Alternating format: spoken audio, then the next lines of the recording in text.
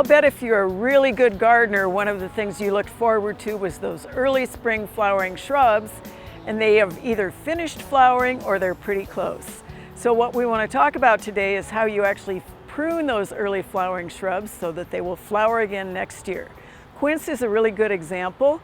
This one actually is in bud as we're taping this segment. The flowers have been set on what we call old wood. And the same thing is true of Forsythia, which we will also look at, and Nanking cherry. And if you prune after they flower within about a month, you will not be taking off those flower buds for next year. Lilacs are the same thing.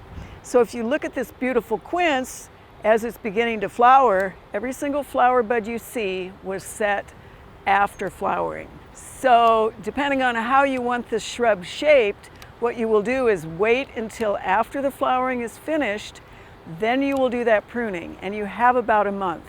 And realistically, depending on the shrub, you can cut back a lot of material on it and still get flowering next year.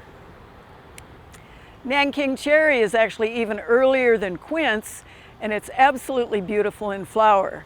The interesting thing this year, because we had such strange weather, is they started to flower, it got cold, they stopped.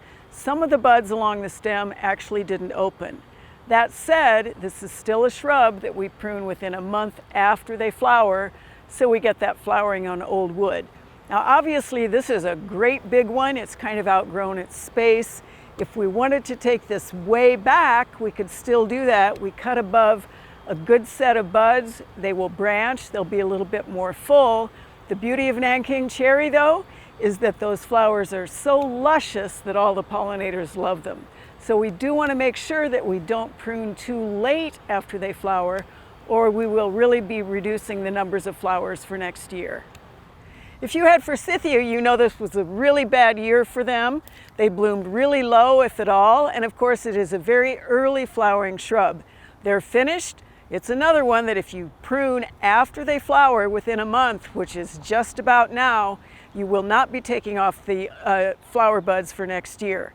You can shape, you can do anything you want to, but again, if you take these to the ground in July or August or September, you are not going to have flowers on Forsythia this year. So keep in mind those early flowering shrubs have got to be pruned within about a month after they flower so that you do not remove the flower buds for next year's crop.